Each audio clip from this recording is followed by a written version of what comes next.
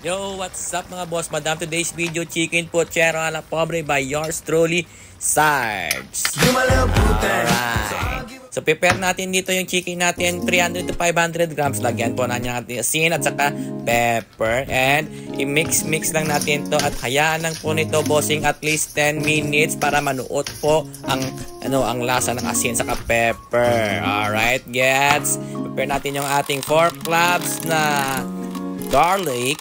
I-mince lang po ito mga bossing ko. Yan. Nag-prepare din ako dito ng ating onion. Isang medium size lang na slice dito ng onion. Medium size slice onion. 2 pirasong medium size na tomato. Alright. Okay. Pagpainit ng kalan, saka maglagay ng mantika dito, bossing. Ipapire natin ng ating patatas at saka hayaan na to na maging golden brown siya, saka natin to siya set aside, ha. Yan yung technique ko, boss. Ito pa rin, nag-prepare ako dito ng saging, no. Yan, iprito lang natin yan, saka i-set aside yan pag golden brown na siya. Alright. Tapos, prepare din natin yung ating carrots. Na siya natin, no, parang ma-shock lang siya, no. Yan kasi yung gusto ko mangyari mamaya sa carrots natin yan. So, mag-isa tayo dito, bossing, ng ating onion. Inuna ko pala yung onion, pero depende sa inyo kung anong gusto nyong unahin. Tapos, yung garlic. Pag aromatic na siya, bossing, ilagay na natin ang ating kamatis. Lagyan ng konting asin.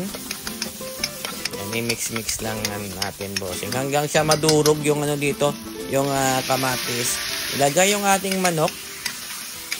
Tapos ihalo lang natin 'yan hanggang sa ma-absorb niya yung flavor ng ginisa natin.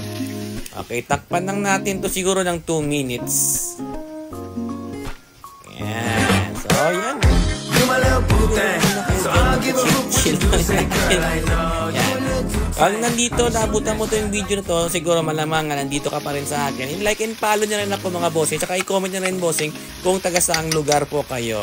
Lagay tayo dito ng tubig, bossing. 1 cup lang na tubig. At tapos kalahati lang to ng Nor Cube.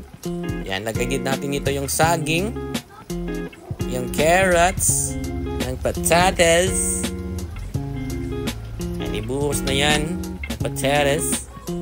At wala kasi akong tomato sauce. So, may nakita ako dito sa laman ng cabinet namin, yung Del Monte Sweet Blend. No, siguro ko naka 2 or 3 tablespoon. No? Ginblue ko lang kasi ginblue banta. Yan. Let it cook, mga bossing, 10 to 15 minutes.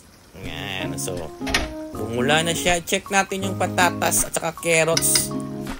Yan, maglagay tayo ng another half cup water. Pwede depende sa inyo kasi gusto ko kasi medyo masabaw ng konti. Yan. Okay, lagay na natin yung repolyo. Tsaka yung pechay. Naglagay rin ako dito ng sili. 3 piraso. Yan, taste test natin. Palagi tayo mag-taste test. Pag medyo so lagdag lang kayo ng salt and pepper, no, if needed. So ganyan ang ganda ng gusto. Yan yung gusto kong mangyari sa gulay na yan, no. Yan, no. Kasi parang plating na yan. So nagpi-plating na tayo dito, bossing. Sarap na naman ito ang ating hapunan, mga bossing. Yan, kasi sobrang healthy nito, no. Yan, tingnan mo naman yung mga mga fruits and vegetables diyan. Kakain na kami ng aking Junakis dito. Yan. Ang kulit ni Junakis talaga yan. Alright. Na si Madam. Timing.